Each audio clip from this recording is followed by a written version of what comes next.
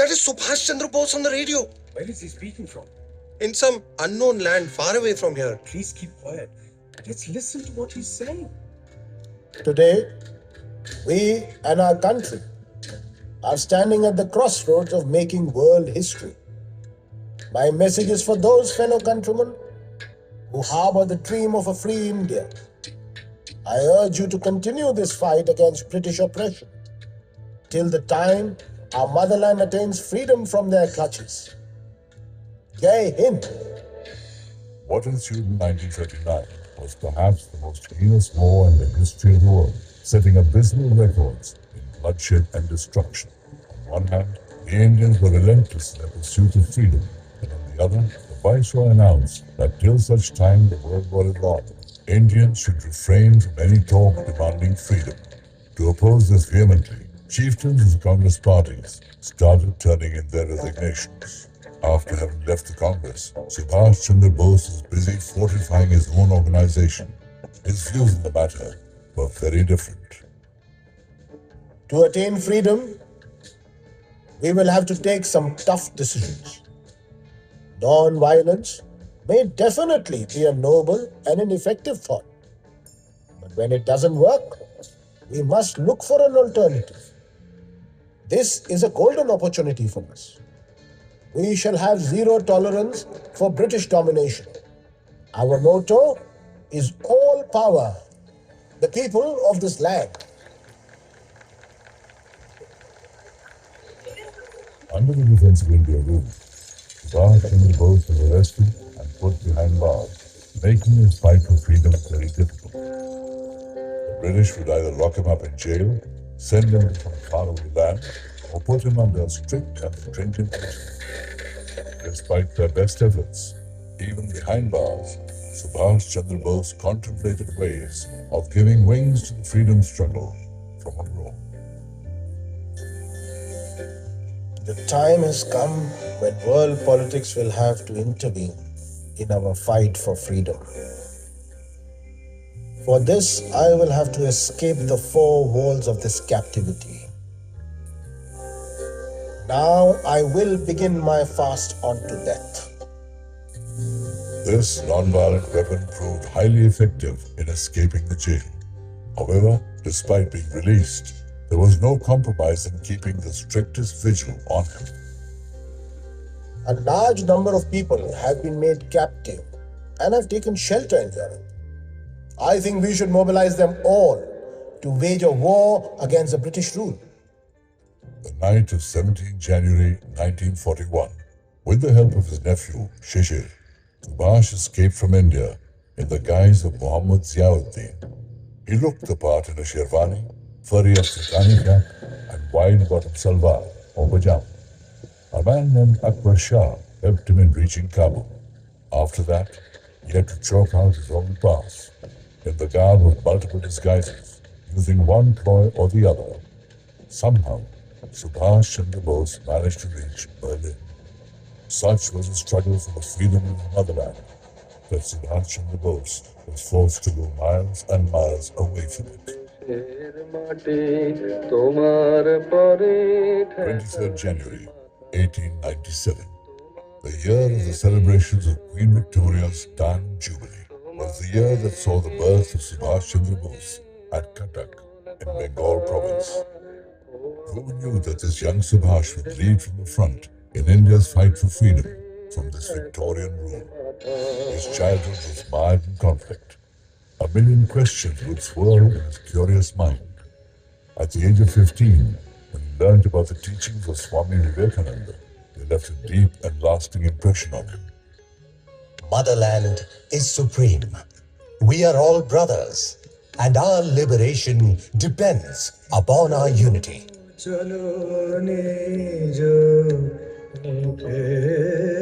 After passing his matriculation, Subhash Chandra Bose joined the Presidency College. Its open and liberal environment appealed to him. He was deeply influenced by the thoughts of Bal Gangadhar Tilak and Aurobindo Ghosh. His curious mind was restless, abuzz with several questions, none of them that he could answer. One fine day, he set off to look for a mentor. He traveled to holy shrines, ashrams, and met many saints and hermits. When his mind was more at peace, he decided to return home. He couldn't find a guru, but his doubts were greatly alleviated when the thoughts of his beloved motherland and its freedom started filling his mind. His father announced, "Subhash, you must go to Cambridge and sit for the Indian Civil Service exam." That put young Subhash in a dilemma. But he could not say no to his father and set off for England. On the ship, he kept staring at his motherland. Though the academic session at Cambridge was already on, Subhash was admitted midway. He toiled day and night and cleared the Indian Civil Service exam. This led to another dilemma. Should I listen to what my mind says? Or do I walk the path my father wants me to? My motherland needs me. I must go. People will think I'm insane. Let them. Because I must rise up to the cause to free my motherland. After tendering his resignation from the civil services and having met Gandhiji, he set out and got to know Deshbandhu Chittaranjan Das. In the very first meeting, Subhash was convinced he had found his mentor and guide. He became his compatriot and marched into the freedom movement.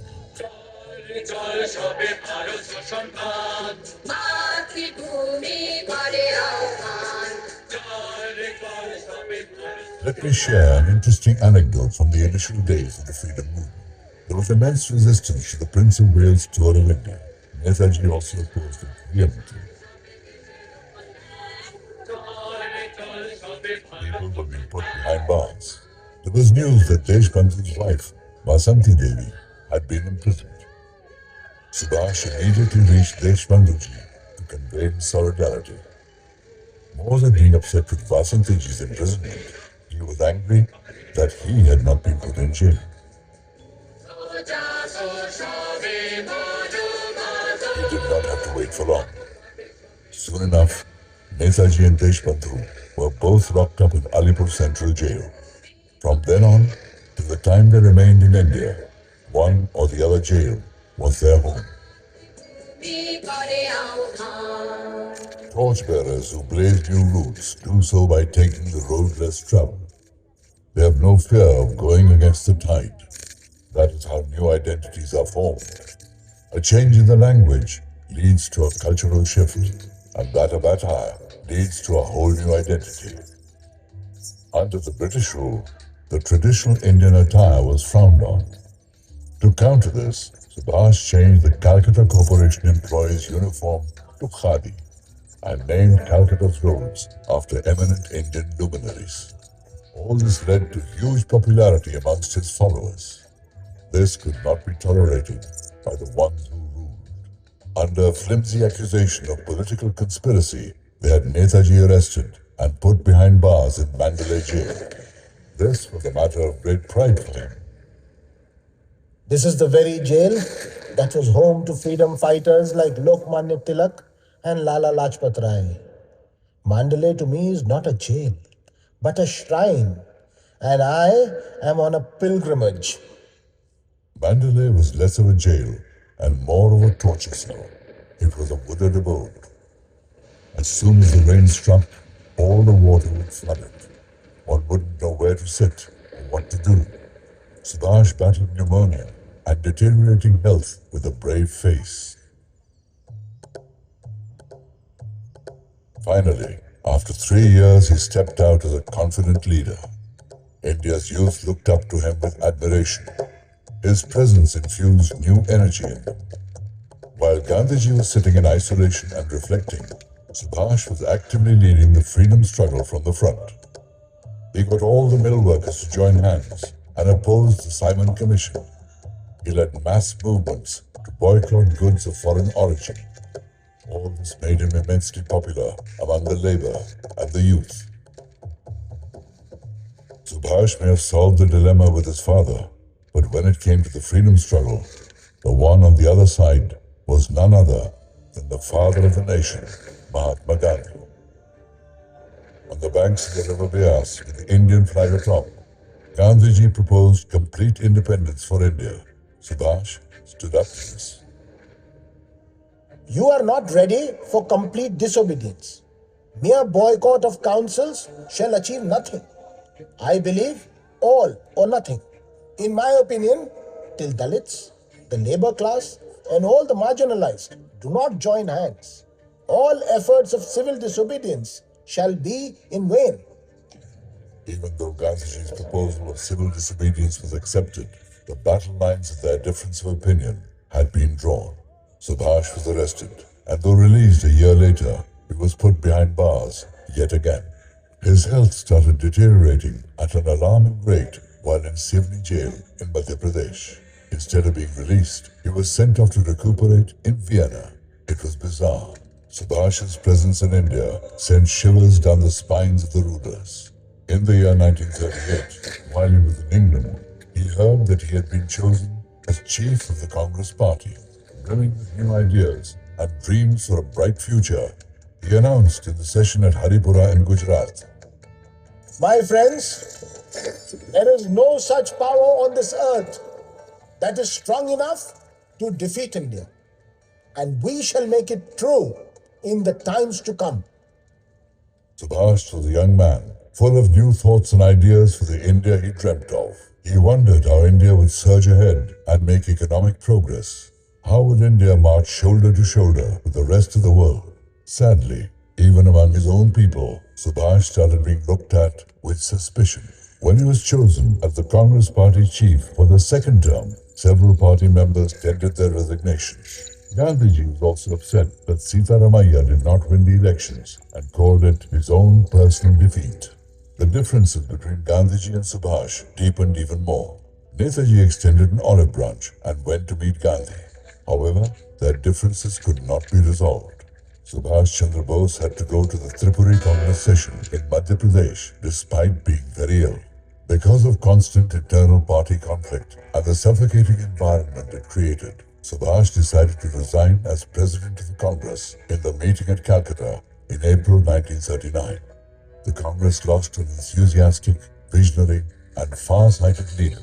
Subhash was pained by the thought that after 20 years of making freedom for his motherland his only mission, he was still looked at with suspicion. At this time, he went to meet Gurudev Rabindranath Tagore, whose words soothed his aching soul. I can see you standing at the same crossroads where you had begun your political journey. You are at the juncture where I see you as the torchbearer carrying forth the beacon of light of hope for the motherland. In this crucial hour, there is absolutely no room for self-doubt. Although I may not be there to join you in this fight for freedom, but rest assured, my blessings are always there with you. I am happy to see that you have made the country's sorrow and its fight for freedom your very own. This strengthens my conviction that this shall bear fruit and we shall reap the reward of a free country very soon.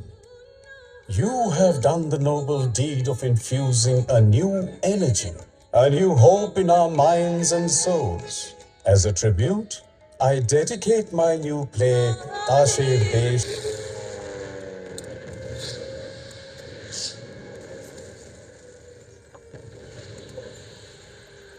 1941, during World War II, Subhash was in Europe.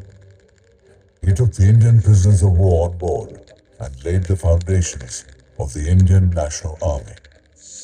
The radio was immediately adopted as the most modern medium for reaching out to people, and hence came about the Azad Hind Radio. My friends, the time for India to be free has arrived. India shall rise and break free from the clutches of the chains of slavery that have held her captive for ages. Asia and several other countries of the world are marching forward to help us. Singapore had been captured by the Japanese. In the middle of all this, Netaji traveled by sea in a submarine and reached Japan. In their very first meeting, Prime Minister Tojo promised to lend unconditional support to Subhash Chandra Bose. The soldiers of the Azad Hind Force stood tall and proud. They were willing to lay down their lives for the sake of their motherland at a single command from Netaji. We have to fight for our freedom with our blood and our weapons. We must have an army ready in place as soon as India gains independence. We must lay such a foundation that we never have to lose our freedom ever again. My brave hearts, your mission should be to march ahead to Delhi. Delhi chalo. The Azad Hind Force was still incomplete. Without half the population, the brave women of the country, the freedom struggle was incomplete.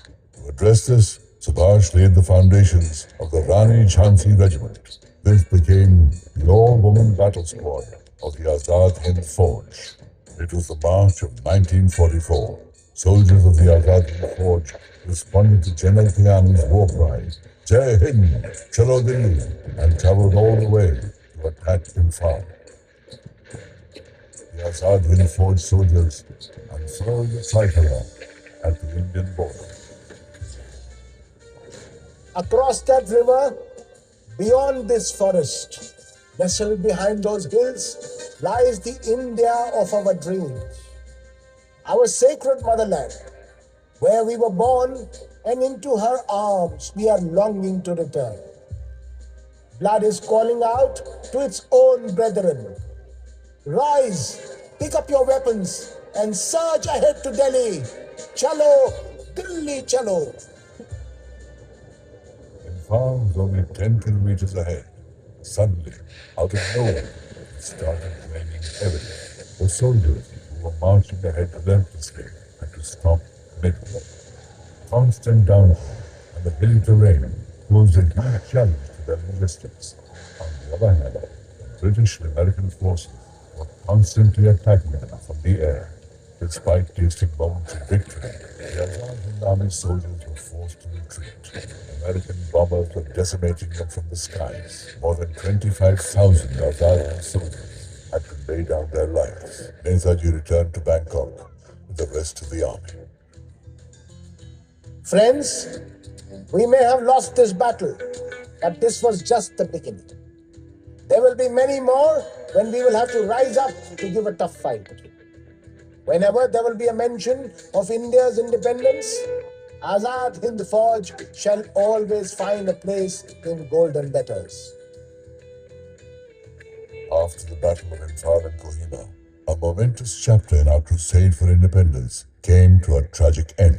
Unfortunately, it led to the end of Netaji's campaign, despite the many sacrifices he had made for the freedom of his motherland. However, in the eyes and hearts of his ardent followers, Netaji was still alive. This faith and resolve of the Indians shook the foundations of British rule in India, whether it was the Indian National Army trial at the Red Fort in 1945, or the Royal Indian Navy revolt from Karachi to Calcutta in 1946, the British were haunted by Netaji's legacy. The war that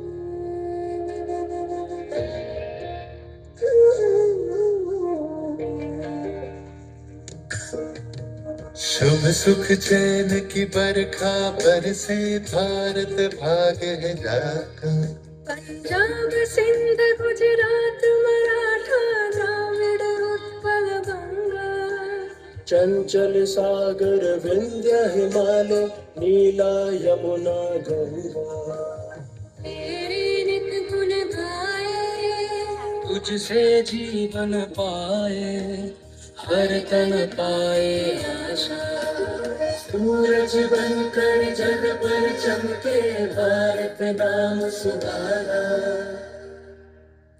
जय हो जय हो जय हो जय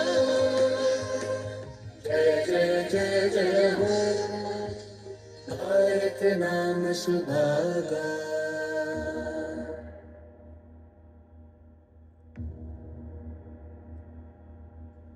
जनगण मन अधिनायक जय हे भारत भाग्य विधाता।